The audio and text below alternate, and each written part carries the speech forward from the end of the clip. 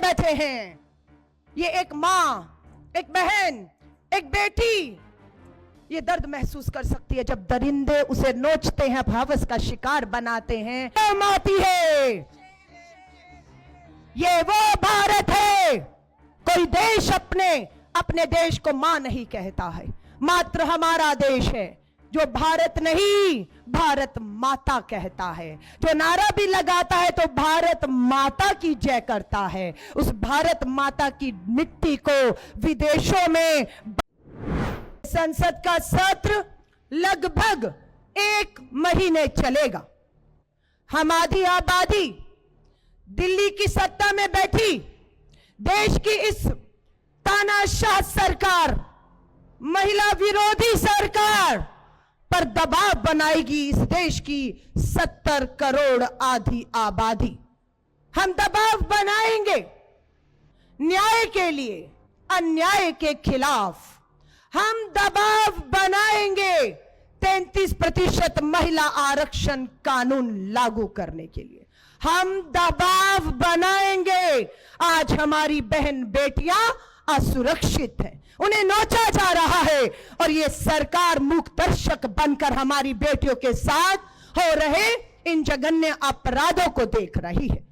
आज भारत की राजधानी दिल्ली में एक तरफ कुछ मिनटों में संसद का सत्र शुरू होने जा रहा है और उसी के साथ हमारी बहनें यहां पर जंतर मंतर पर भी आ चुकी हैं। बहुत सी बहनों को देश के कोने कोने से यहां पहुंचना था, लेकिन आप देखिए किस तरीके से किलेबंदी की हुई है, किस तरीके से पीछे आगे बैरिकेडिंग करके रोकने की एक कोशिश की जा रही है। लेकिन सलाम करती हूं उन बहनों का जो किसी भी तरह से रास्ते निकालती हुई अपनी मंजिल जंतर मंतर पर पहुंचकर इस सरकार को जगाने आई है। मैं सलाम करती हूं। और जो बहनें यहां नहीं पहुंच पाई, आज वो हमें सीधा प्रसारण में देख रही हैं। आज उन बहनों की ताकत हमें बनना होगा, उनकी टूटती उम्मीदों को हमें जिंदा रखना होगा। अभी 8 मार्च हम लोगों ने अंतर्राष्ट्रीय महिला दिवस मनाया। इस 8 मार्च को देश भर से बहनें आई। हमारी वो भी बहनें थी जो गरीब थी, अन्याय, अत्याचार, यौन उत्पीड़न, बलात्कार की शिकार हमारी बेटियां और उनके परिवार हमसे 8 मार्च को मिलने आए। हमने कहा 8 मार्च को हम अंतर्राष्ट्रीय महिला दिवस जश्न मनाएंगे, पर कहीं हमारा जश्न उन बेटियों के जख्मों पर नमक छिड़कने का काम तो नहीं करेगा। इसलिए हमने तय किया कि हम उन मां बहन बेटियां जो अन्याय, अत्याचार, जुल्म सह रही हैं, हम उनकी आवाज भी बनेंगे और उनके जख्मों पे नमक नहीं मलहम लगाने का काम मेरी महिला कांग्रेस, हमारी महिला कांग्रेस करेगी। मैं यहां पर आई एक एक बहन को कहूंगी, ध्यान से सुन लीजिएगा। हम एक अकेली नहीं है, हम अबला बेचारी नहीं है। यहां जो बहनें आई हैं, केंद्र की तानाशाह सरकार इन्हें हल्के में मत ले। हमारे पीछे वो खड़ा है राहुल, वो जिनका नाम है राहुल गांधी। लोकसभा में नेता विपक्ष का नाम है राहुल गांधी जी। अगर लोकसभा में आज जो सत्र शुरू हो रहा है उसमें लोकसभा में राहुल गांधी जी और दूसरी हमारी नेता प्रियंका गांधी जी जो लोकसभा में पहुंच चुकी हैं, सदन के अंदर इस आधी आबादी की आवाज को बुलंद करेंगे। दूसरी तरफ राज्यसभा में भी हमारी नेता सोनिया गांधी जी और हमारे राष्ट्रीय अध्यक्ष मल्लिकार्जुन खड़गे साहब की आवाज इस आधी आबादी के लिए गूंजेगी। एक तरफ सदन के अंदर लोकसभा और राज्यसभा में इस आधी आबादी के हक, अधिकार और भागीदारी की आवाज अगर सदन में गूंजेगी तो देश के हर सड़क पर, गली में, मोहल्लों में, गांव में महिला कांग्रेस की आवाज गूंजेगी कि अब बस बहुत हो चुका न्याय, अत्याचार, जुल्म। अब हम भीख नहीं मांगेंगे। हमने 20 साल लड़ाई लड़ी, आंदोलन हुए, बहुत सी महिला नेताओं ने आंदोलन किए, तब ये महिला आरक्षण कानून पास हो पाया है। हमारी नेता सोनिया गांधी जी यूपीए की चेयरपर्सन रही, डॉक्टर मनमोहन सिंह जी हमारे बीच में नहीं रहे, उनके दौरान महिला आरक्षण कानून पे चर्चा हुई और राज्यसभा में पास कर दिया गया। लोकसभा में बहुमत नहीं था, पर केंद्र में ऐसी सरकार आई भाजपा की जिसके पास लोकसभा में पूर्ण बहुमत था। हम बार बार कहते रहे 10 साल तक आप लाइए इस बिल को लोकसभा में, कांग्रेस समर्थन करेगी और महिलाओं को हक दीजिए, लेकिन 10 साल लंबा इंतजार इस भाजपा की सरकार ने इन महिलाओं को कराया। और जब 2024 लोकसभा का चुनाव सर पर खड़ा था, जवाब दिए नहीं बन रहा था कि आधी आबादी के बीच जाकर क्या कहेंगे, तो कानून पास करा दिया गया, लेकिन रोड़ा अटका दिया।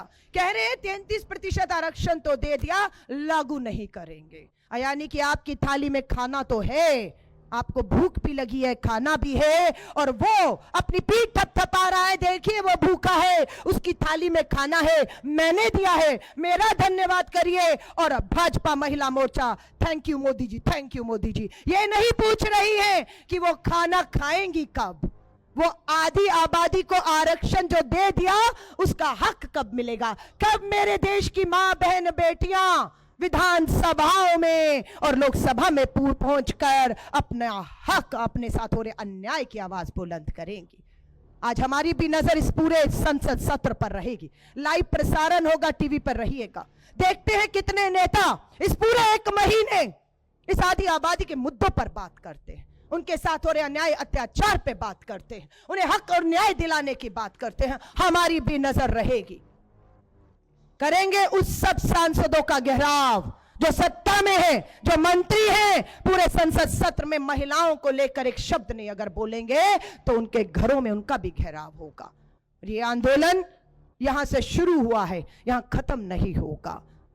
मेरे देश की, पूरे देश की जिला प्रदेश अध्यक्ष इस मंच पर हैं, बहुत सी जिला अध्यक्ष, दिल्ली की जिला अध्यक्षों को मैं कहूंगी, आपने दिल्ली की महिलाओं को जगाने का, उन्हें यहां तक लाने का काम किया है। मैं दिल्ली प्रदेश महिला कांग्रेस की अध्यक्ष और सभी जिला अध्यक्ष, प्रदेश कार्यकारिणी की जो मेरी महिला कांग्रेस है, उन्हें मैं सलाम करती हूं कि देश से महिलाओं को आने पर रोका, लेकिन दिल्ली की बहनें किसी तरीके से भी जंतर मंतर यहां पहुंचने में कामयाब हो गई हैं।